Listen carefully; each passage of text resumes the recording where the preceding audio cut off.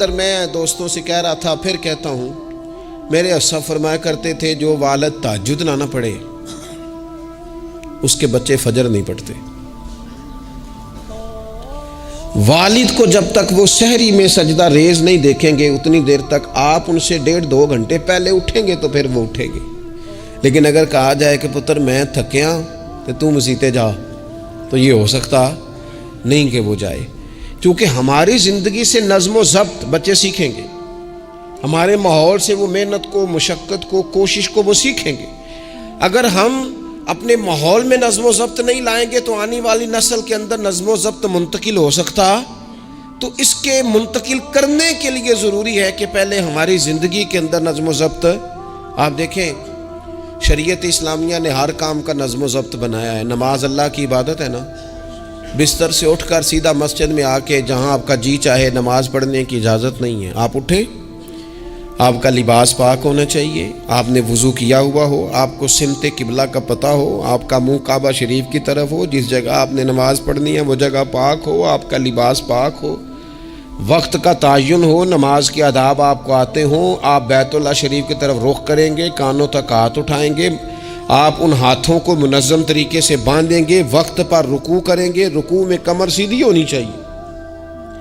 آپ رکوع سے اٹھیں گے تو ایسے نہیں کہ کوئی بات نہیں اللہ قبول کر لے گا، جب تک آپ کی کمر پوری ٹھیک نہیں ہوتی رکوع سے اٹھتے وقت آپ کی نماز مکمل نہیں ہوتی۔ آپ سجدے میں جائیں گے تو پیشانی جمنی چاہیے، ناک جمنی چاہیے، آپ کے پاؤں کی انگلیاں زمین پر لگنی چاہیے۔ آپ جب تک پوری ترتیب سے نماز نہیں پڑھتے، رب کی عبادت ہے نا، کریم بھی بڑا ہے نا، مہربان بھی بڑا ہے نا، غفور بھی بڑا ہے، لیکن اگر مرتب طریقے سے نہ پڑھو تو وہ تو نماز قبول نہیں کرتا۔ نبی پاک صلی اللہ تعالی علیہ وسلم کے سامنے آ کے ایک شخص نے نماز پڑھی، عبادت کی ہے، آیا ہے، جھکا ہے، لیکن عبادت بھی بے ترتیب بھی نہیں، بے ڈھنگی نہیں، غیر مرتب نہیں، غیر منظم نہیں، ایسے نہیں کہ جیسے مرضی کر لی۔ اس نے آ کے نماز پڑھی تو حضور نے اس کو دیکھا اور نبی پاک علیہ السلام نے فرمایا تیری نماز نہیں ہوئی، دوبارہ پڑھ۔ اس نے دوبارہ پڑھی۔ یہاں تو لوگ ناراض ہو جاتے ہیں۔ ایک دفعہ طالب علمی کی بات ہے، میں ایک جگہ نماز کے لیے وضو کر رہا تھا تو ایک صاحب نے وضو کیا، بڑی جلدی میں آئے اور جلدی میں وضو کیا تو ان کا ایک ٹخنا خشک رہ گیا۔ تو میں نے ان کی خدمت میں بڑی، چونکہ بزرگ تھے، بڑے تھے مجھ سے، میں نے بڑی عرض کی، میں نے کہا وہ آپ کو خیال نہیں رہا، آپ کا ٹخنا خشک ہے۔ وہ کہتے ہیں مولوی وہ لنگن نہ دے آجے، دیکھیں کو لنگ نہ جائے، تو سو قبول کرنی کہ اللہ نے۔ میں نے ان سے کہا آپ کیا کام کرتے ہیں؟ کہنے لگا میں کپڑا بیچتا ہوں۔ تو میں نے کہا اگر آپ کا 1000 روپے والا گاز کپڑا ہو تو کوئی شخص کہ کوئی عرض نہیں، چل مہربانی کر 300 کا دے دیتے ہو؟ کہنے لگا نہیں جی ترتیب سے ہی بات چلے گی۔ تو میں نے کہا یہ بھی ذرا ترتیب سے ہی چلے گی، اللہ نے کہا ہے کہ اس طرح کر کے پڑھو تو پھر میں قبول کروں گا۔ تو اگر وہ رستہ ہی آپ نے اختیار نہیں کیا، نبی پاک علیہ السلام کے سامنے اس نے نماز پڑھی، حضور کے سامنے، نبی پاک رحمت للعالمین ہے نا، حضور سے زیادہ کو پیار کرنے والا تو نہیں نا۔ نبی پاک نے تو نہیں فرمایا چل میرے سامنے پڑھی یا تیری قبول ہی قبول ہے، حضور نے فرمایا تیری نماز نہیں ہوئی، دوبارہ پڑھ۔ اس نے دوبارہ پڑھی، حضور نے فرمایا تیری نماز نہیں ہوئی، دوبارہ پڑھ۔ اس نے 12 پڑھی، 3 دفعہ پڑھی، پھر حضور کی بارگاہ میں آیا تو نبی پاک علیہ السلام نے فرمایا جب تو رکوع کرے تو صحیح کر کے رکوع کر، جب تو سجدہ کرے تو صحیح کر کے سجدہ کر، اور جب تو قیام میں کھڑا ہو تو ایک منظم طریقے سے کھڑا ہو۔ فرمایا اس اعتدال، اس نظم و ضبط سے، اس ترتیب سے نماز پڑھ، امید ہے خدا کے فضل پر کہ وہ تیری عبادت کو قبول فرمائے گا۔ نظم و ضبط ہی نہیں ہے۔ رمضان شریف کا روزہ بڑا مہربان ہے نا اللہ، اپنے بندوں کو کسی قسم کی کسی مشقت میں مالک ڈالتا نہیں، لا یکلف اللہ نفسا الا وسعها۔ لیکن آپ یہ نہیں کہہ سکتے کہ میری آنکھ چونکہ صبح 9 بجے کھلی ہے تو مجھے تھوڑی شریعت گنجائش دے دے کہ میں تھوڑی سی روٹی کھا لوں پھر نہیں کھاؤں گا مغرب تک، یہ گنجائش نہیں ملے گی۔ نظم و ضبط ہے، ترتیب ہے، اس کا قاعدہ ہے، اس کے اصول ہے، اس کا ضابطہ ہے۔ سحری میں اٹھیں گے آپ، اگر آپ کی آنکھ نہیں کھلی ہے تو آپ کی اجازت چلی گئی، وقت ختم ہو گیا۔ آپ بے ترتیب ہوئے، آپ غافل ہوئے، آپ نے کیوں لمبی نیند کی، آپ کیوں وقت پہ نہیں اٹھے؟ زکوٰۃ ہے، آپ کو ٹائم دیا گیا ہے کہ اضافی رقم آپ کے پاس ہو، آپ کے اخراجات سے زیادہ ہو، کس منظم طریقے سے زکوٰۃ فرض کی گئی ہے، اور یہ وہ نظم و ضبط ہے جس سے بندے کو تکلیف نہیں ہوتی. یعنی آپ کی ضروریات سے زیادہ مال ہو، اس مال کی قیمت 7.5 تولے سونے کے برابر یا 52.5 تولے چاندی تک پہنچ جائے، پھر وہ کل پہنچی ہے تو آج زکوٰۃ فرض نہیں، اس پر سال گزر جائے، پھر بھی وہ سارا نہیں دینا، اس میں سے 2.5% دینا. نظم و ضبط سے اللہ تعالیٰ نے توفیق دی نا جب بیت اللہ شریف کا حج کرنے کی. تو میں واپس آیا تو مجھے ایک طالب علم نے پوچھا، اس نے کہا کہ اس کا خیال تھا چونکہ اللہ کے فضل سے ہم خانقاہی لوگ ہیں تو بعض لوگوں کا خیال ہوتا ہے کہ شاید کوئی بہت انوکھی بات اور انفرادی بات ملے گی، تو خانقاہ شریف میں یا طریقت میں یا اہل تصوف میں باتیں انوکھی نہیں ہیں، باتیں روٹین کی ہیں. بس وہ یہ کہتے ہیں کہ ذرا ان کو درد سے ان پر عمل کرو، اپنے دل پہ اس کا نفاذ کرو، روح میں اتارو. تو مجھے کہنے لگے آپ نے الحمدللہ حج کر لیا. تو میں نے کہا میں نے حج کیا ہے تو میں نے یہ رزلٹ نکالا ہے کہ حج بندے کو نظم و ضبط سکھاتا ہے، مرتب کرتا ہے انسان کی زندگی کو. آپ کو 8 ذی الحج کی زور پڑنی ہے، آپ کو ہر صورت میں مینا میں، آپ کو 9 کو ہر صورت زوال سے قبل عرفات میں آپ کو زوال کا وقت میں وہاں پہنچنا چاہیے، آپ کو کچھ نہ کچھ ٹائم وہاں گزارنا ہے. ایک منظم ترتیب ہے کہ مغرب کے وقت نکل آؤ، وہاں آپ نے نماز نہیں پڑھنی، آپ آ کے عرفات سے نکلیں، مغرب عشاء کی نمازیں مزدلفہ میں پڑھیں. آپ کو 10 کی صبح کو جا کے کنکر مارنے ہیں، آپ یہ نہیں کہہ سکتے کہ میں جناب 2 دن پہلے یہ کام ختم کر لوں. مقررہ ٹائم پہ جو 9 ذی الحج کو میدان عرفات میں نہیں جائے گا اس کا حج ہو سکتا، کیونکہ یہ ایک نظم و ضبط ہے، دین نے قاعدہ بنایا ہے، قاعدے کے بغیر آپ یہ کام کر سکتے. میں مصروف ہوں جی، مجھے سفر کرنا ہے، میں نے قربانی کرنی ہے تو 10 کو نہیں کر سکتا، میں 8 کو کر کے چلا جاؤں تو جاؤ، اللہ قبول ہی نہیں کرتا. قربانی اپنے ٹائم پہ مقررہ وقت پر. نظم و ضبط پوری عبادات اسلامیہ میں آپ دیکھ لیں، نظم و ضبط ہے، اصول ہے، قاعدہ ضابطہ ہے. وہ ہمارے یہاں کچھ لوگ نا درویشی کی بنیاد پر بھی جہالت پھیلاتے ہیں، وہ کہتے ہیں جی اسی درویش لوگ ہیں جی، ہم کسی نظم و ضبط کے قائل نہیں. اس کا کیا معنی ہوا جی؟ وہ درویش تو تنظیمیں نہیں چلاتے، تو درویش کیا چلاتے ہیں؟ جہالت چلاتے ہیں. درویش ہی تو تنظیم چلا سکتا ہے، درویش ہی تو ادارہ چلا سکتا ہے، درویش ہی تو ایک منظم سلسلہ تعلیم آگے لے جا سکتا ہے، چونکہ اس کی زندگی میں نظم و ضبط ہوتا ہے، اس کی زندگی ایک پورے قاعدے کے مطابق مرتب ہوتی ہے، اس کی زندگی میں ٹائم ٹیبل پوری ترتیب سے ہوتا ہے. تو یاد رکھیے گا کہ نظم و ضبط ایک حسن ہے.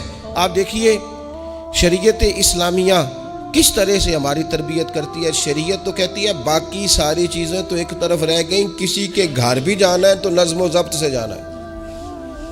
آپ کے بھائی کا گھر ہے، آپ کے دوست کا گھر ہے، آپ کا قریبی تعلق ہے، بغیر اجازت جا سکتے ہیں؟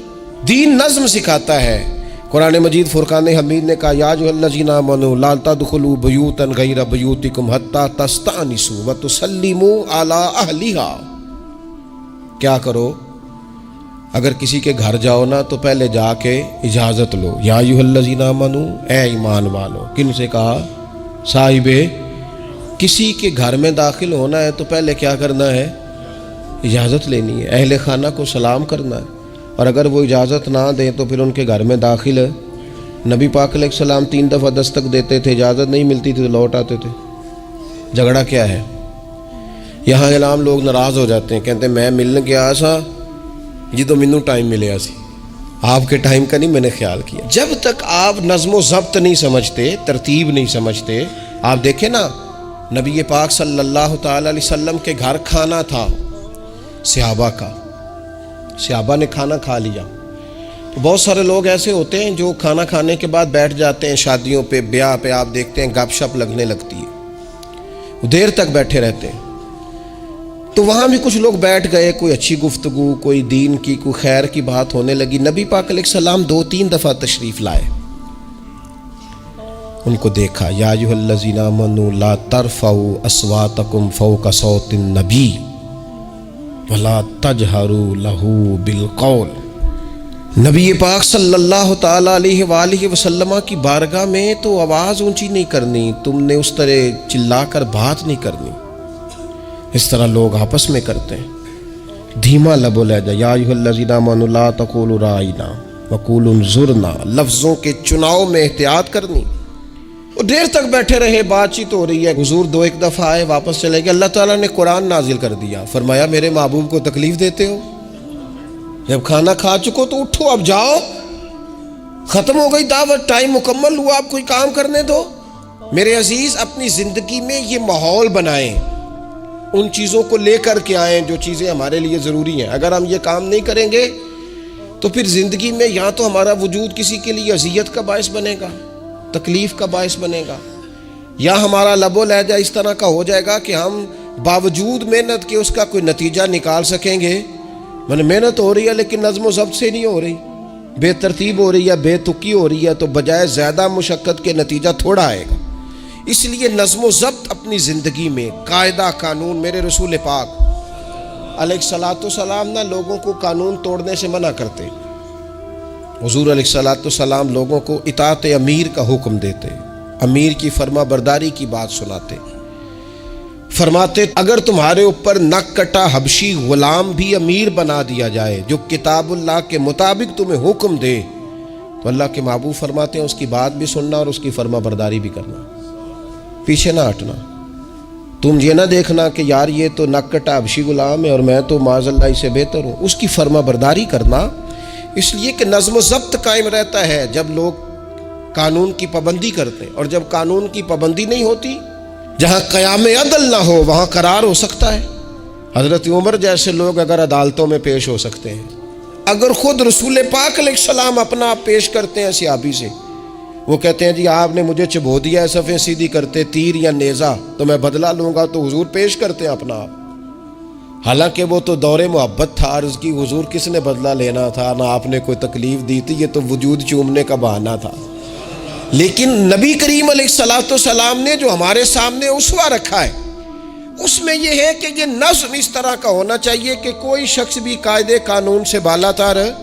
حضور علیہ السلام نے فرمایا 3 لوگ سفر کریں تو ایک کو امیر بنا لیں، ورنہ بار بار بحث ہوگی، ایک کہے گا یہاں ٹھہرنا ہے، یہاں کھانا کھانا ہے، یہاں نماز پڑھنی ہے، دوسرا کہے گا یہاں۔ 3 سفر کرو تو ایک کو اپنا امیر مان لو۔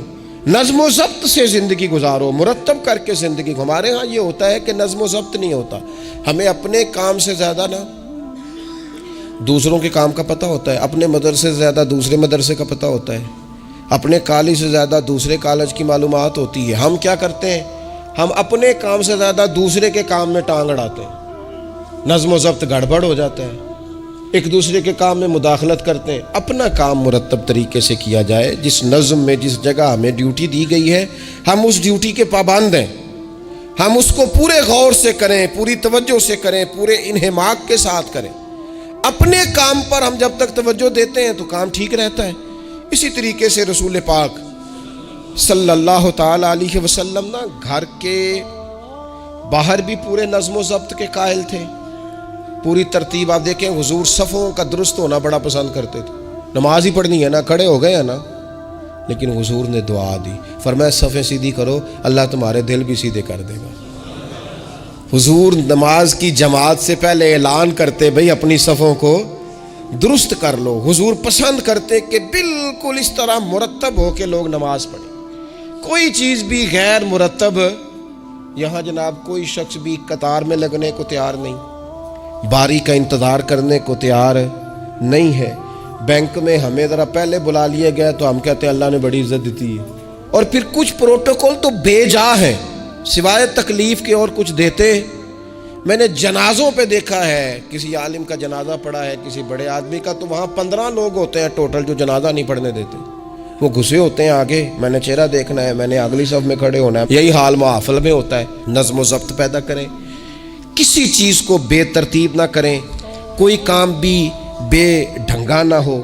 نبی اکرم صلی اللہ تعالی علیہ وسلم کی مجلس مبارک میں جب کوئی شخص آتا تھا نا تو حضرت ابو بکر صدیق اسے سائڈ پہ لے جاتے تو کہتے تھے تمہیں پتہ ہے اللہ کا قرآن کہتا ہے حضور کے سامنے آواز اونچی نہیں کرنی۔ اسے پہلے آداب مجلس سکھاتے تھے، نظم و ضبط سکھاتے تھے، حضور کی بارگاہ میں حاضری کا طریقہ سکھاتے تھے، پھر نبی پاک صلی اللہ تعالی علیہ وسلم کی بارگاہ میں پیش کرتے تھے۔ ہمارے بے صبرے ہو جانے کی بڑی وجہ بھی یہ ہے کہ نظم و ضبط نہیں. ہمارے جلد باز ہو جانے کی وجہ یہ ہے کہ نظم و ضبط نہیں. ہماری طبیعت جو بہت زیادہ ڈسٹرب ہو جاتی ہے, ذہنی الجھاؤ پیدا ہوتا ہے, اس کی وجہ بھی یہ ہے کہ نظم و ضبط نہیں ہے. ہم بعض چیزوں میں اتنے زیادہ تلخ ہو جاتے ہیں, اور تلخی کی وجہ سے یہ بنتی ہے کہ مزاج میں کوئی نظم و ضبط, کسی باری کا انتظار نہیں, کوئی ٹھہراؤ نہیں, کوئی گنجائش نہیں. ماحول میں نظم و ضبط پیدا کریں, زندگی میں نظم و ضبط پیدا کریں, اپنے بچوں میں نظم و ضبط لائیں, اپنے اداروں کے اندر نظم و ضبط پیدا کریں, اور پھر حوصلہ رکھیں, ہمت رکھیں, تحمل مزاجی پیدا کریں. نبی اکرم صلی اللہ تعالی علیہ وسلم نے اپنے گھر میں اپنے ٹائم کو 3 حصوں میں تقسیم کیا تھا. ہم گھر کے اندر جاتے ہیں, اپنا ٹائم تقسیم نہیں کرتے. یہاں تو کوئی بندہ مطالبہ کرتا ہے تو ڈانٹ کے چپ کرانے کی کوشش کرتے ہیں, تھکا ہوا ہوں, خبردار بات نہ کرنا. آپ نے چپ کرا دیا, چپ کرانے سے بغاوت پیدا ہوتی ہے, نفرت جنم لیتی ہے. یہاں چپ کرا دیتے ہیں, یا اگر ہم کوئی بات کرتے ہیں تو وہ کوشش کرتے ہیں کہ اس وقت جان چھوٹے, یہ دن گزرے, کل دیکھیں گے. اس سے کیا ہوتا ہے, اس سے جو شخص آپ کے سامنے بیٹھا ہے اس کی امید ٹوٹتی ہے. وہ کہتا ہے یار یہ کیا معاملہ ہے. بچوں کی امیدیں ٹوٹتی ہیں, گھر والوں کی امیدیں ٹوٹتی ہیں کہ یار یہ تو جان چھڑا رہے ہیں. نبی اکرم صلی اللہ تعالی علیہ وسلم جب گھر تشریف لے جاتے تھے تو حضور اپنے وقت کو 3 حصوں میں تقسیم کرتے. ایک حصہ پورا ٹائم رسول پاک گھر والوں کو دیتے, ان کی بات سنتے. بلکہ حضرت عائشہ صدیقہ فرماتی ہیں جب تک گھر میں رہتے کوئی نہ کوئی گھر کا کام ہی کرتے رہتے. حضور ٹائم دیتے. ایک حصہ یہ. دوسرا حصہ ٹائم کا نبی پاک صلی اللہ تعالی علیہ وسلم نے آرام کے لیے رکھا ہوا تھا. حضور آرام کرتے, لیٹتے, باقاعدہ حضور علیہ الصلوۃ والسلام اپنے وجود اطہر کو بستر کے اوپر رکھتے, آرام فرما ہوتے, صحیح معنوں میں آرام کرتے. اور تیسرا حصہ نبی پاک علیہ السلام نے عبادت کے لیے رکھا ہوا. گھر والوں کا کام کاج کیا, عشاء ہوئی, آرام کیا, پھر تہجد کا ٹائم ہوا تو حضور عبادت کے لیے اٹھ کے کھڑے ہو گئے. یہ گھر کے اندر, مسجد میں نہیں. مسجد کا تو جو عبادت کا ماحول ہے, نماز کا, وہ الگ ہے. گھر کے اندر اس بات کو اچھی طرح سمجھ لیں کہ گھر کے اندر جب آپ جائیں, اب تو بڑوں کی شکایتیں آنے لگی ہیں, پہلے بچوں کی آتی تھی. اب تو 50 سال کے آدمی کی شکایت آتی ہے کہ گھر آتے ہی موبائل کھول لیتا ہے, ادھر ادھر دیکھتا ہی نہیں, کوئی سنتا ہی نہیں.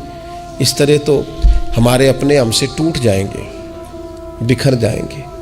ہمارے بچے خدا جانے کیا سوچنے لگیں گے, کسی اور سمت نکل جائیں گے. وہ جن کو ہماری باتوں کی, ہماری شفقتوں کی, ہمارے پیار کی, وہ جس پوتے کو, جس چھوٹے بیٹے کو دادا کے, والد کے کندھوں پر کھیلنے کی چاہت ہے, وہ تو اس سے محروم رہ جائے گا. ہمیں وقت دینا ہے, ان کو ٹائم دینا ہے, اس ٹائم کو مرتب کرنا ہے. نبی اکرم سید عالم صلی اللہ تعالی علیہ وآلہ وسلم حتیٰ کہ میدان جنگ میں بھی حضور چیزوں کو مرتب کرتے. عرب کے لوگ جب جنگ کرتے تھے نا تو وہ سمجھتے تھے اسلحہ بڑا ہے, طاقت بڑی ہے, ہم نے کر لینا جو ہمارے جی میں آنا ہے. حضور کا طریقہ مبارکہ یہ تھا کہ جنگ میں بھی نظم و ضبط. حضور فرماتے قریب دشمن آ جائے تو طاق پہ بلا وجہ تیر نہ چلانا, وہ بالکل سامنے جب تمہیں نظر آ جائے, تمہیں نشانہ سمجھ میں آئے تب تیر چلانا. کئی دفعہ فرمایا صرف پتھر کا استعمال کرنا. حضور علیہ الصلوۃ والسلام لوگوں کو کہتے کہ تم نے یہاں پہاڑ کے چوٹی پہ کھڑے رہنا ہے, تم نے جنگ ہی نہیں لڑنی. تم یہاں ہراول دستے کے طور پر پشت پہ کھڑے رہو, جب تک میں تمہیں حکم نہ دوں تم نے یہاں سے ہٹنا نہیں ہے. ایر جنگ کے موقع پر بھی رسول پاک صلی اللہ علیہ وسلم نظم و ضبط کا مظاہرہ کرتے, ترتیب مقرر کرتے. آپ یقین کریں جن اداروں کے اندر نظم و ضبط ہے, جن کے اندر اصول ہے, جن کے اندر قاعدے ہیں, وہ اپنی پیشہ وارانہ کام سے کبھی بھی پیچھے نہیں ہٹتے. اور جہاں یہ کام نہیں ہوتا وہاں بڑی ساری چیزیں نقصان کا شکار ہوتی. عین حالت جنگ میں بھی نبی اکرم نور مجسم صلی اللہ تعالی علیہ وسلم نظم و ضبط کا خیال کرتے. یہ جنگ احد میں نقصان ہوا تھا نا وقتی طور پر, اس کی وجہ بھی یہ بنی تھی کہ حضور نے جن صحابہ سے کہا ہٹنا نہ, ان سے اجتہادی خطا ہو گئی. انہوں نے سمجھ لیا کہ جنگ تو ختم ہو گئی ہے, وہ ہٹ گئے, ان کے ہٹنے سے نقصان ہوا, 70 لوگ شہید ہو گئے. اگر وہ نظم قائم رہتا جہاں حضور نے کھڑا کیا تھا تو کبھی یہ کام نبی پاک صلی اللہ تعالی علیہ وآلہ وسلم نا اجتماعیت کی بات کرتے تھے, مل کے رہنے. اختلاف رائے ہو جاتا ہے, لیکن ہمارے ہاں لوگ پتہ کیا کرتے ہیں، اندر رہ کے اختلاف نہیں کرتے، چھوڑ کے جا کے اختلاف کرتے ہیں۔ یہ مخلص نہ ہونے کی علامت ہے۔ جو لوگ مخلص ہوتے ہیں وہ اندر رہ کے رائے کے اختلاف کرتے ہیں، وہ کہتے ہیں یار میں چھوڑ کے تو نہیں نہ جا سکتا، میں ادھر ہی رہوں گا، جو کمزوریاں ہیں جو غلطیاں ہیں ان کو ہائی لائٹ کروں گا، رہوں گا۔ اسی لیے نبی پاک علیہ السلام کے صحابہ مختلف قسم کے مشورے دیتے تھے۔ تو سرور کائنات علیہ السلام اجتماعی نظم کی بات کرتے۔ ایک مقام پہ حضور نے صحابہ کو دیکھا کہ چھوٹی چھوٹی ٹولیاں بنا کے الگ الگ بیٹھے ہوئے ہیں۔ تو نبی پاک علیہ السلام نے فرمایا یہ شیطان تمہیں الگ الگ کرتا ہے، اور فرمایا جس طرح بکریوں کا بھیڑیا ہوتا ہے، انسانوں کا بھیڑیا شیطان ہے۔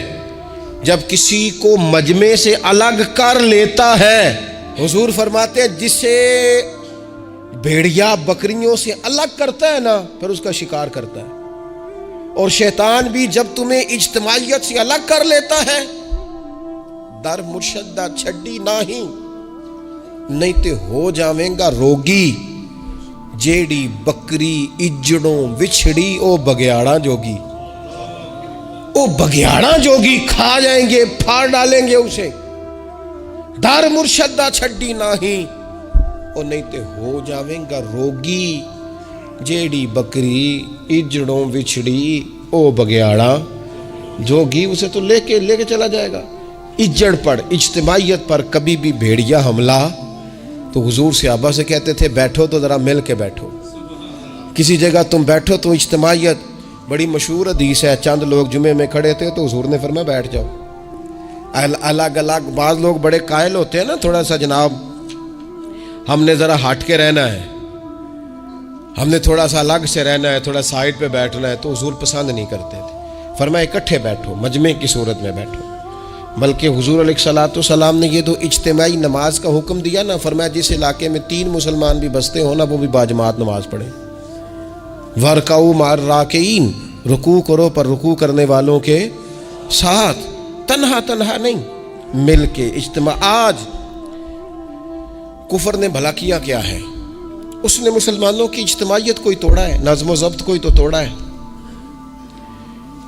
57 اسلامی ممالک ہونے کے باوجود نظم و ضبط نہیں، اور وہاں ایک ملک ہے امریکہ، اپنی ریاستوں کو ساتھ ملا کے اس طرح گٹھ جوڑ کیا ہے کہ وہ سب پر بھاری ہوتا جاتا ہے معاذ اللہ۔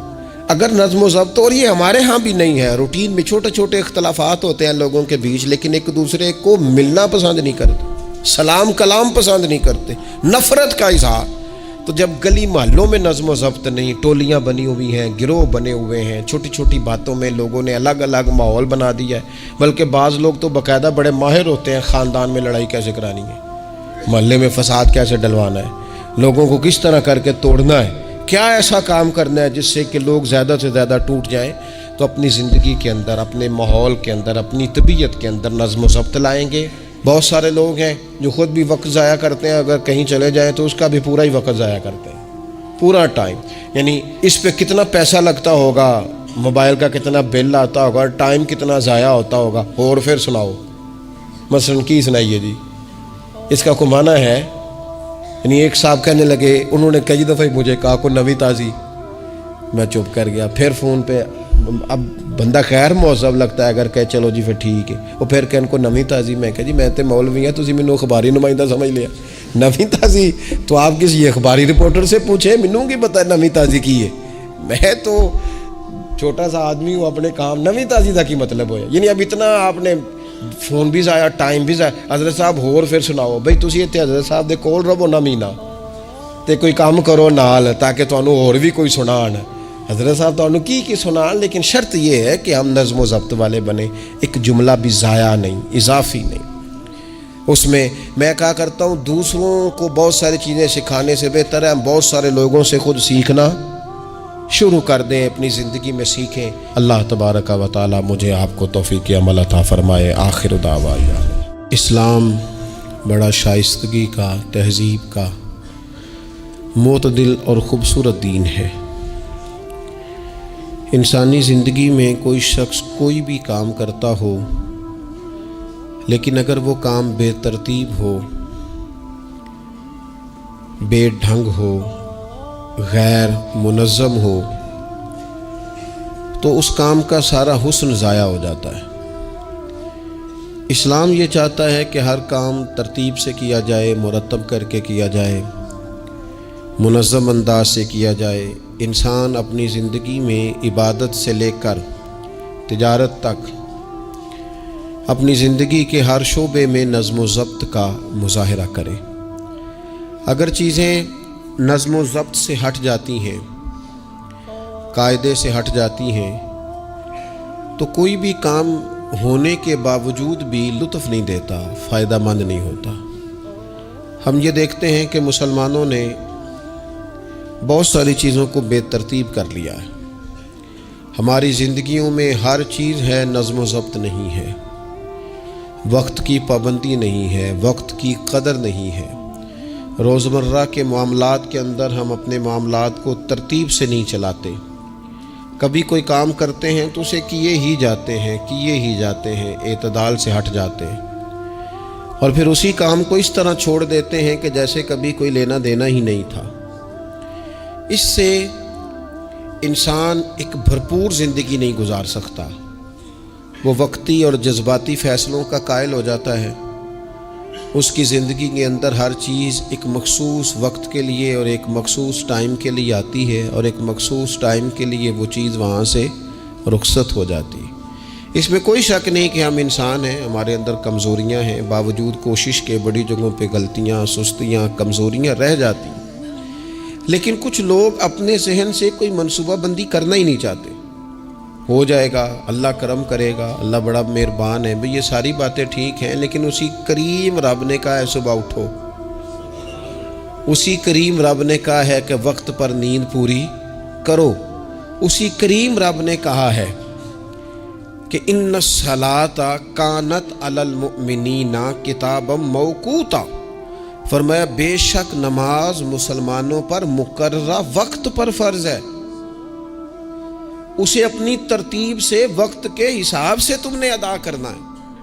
یہ نہیں ہو سکتا کہ تم کہو جی میری آنکھ 9 بجے کھلتی ہے تو میں فجر 9 بجے پڑھوں گا، اس کا ٹائم 6 بجے ہے تو تمہیں 6 بجے ہی فجر پڑھنی پڑے گی۔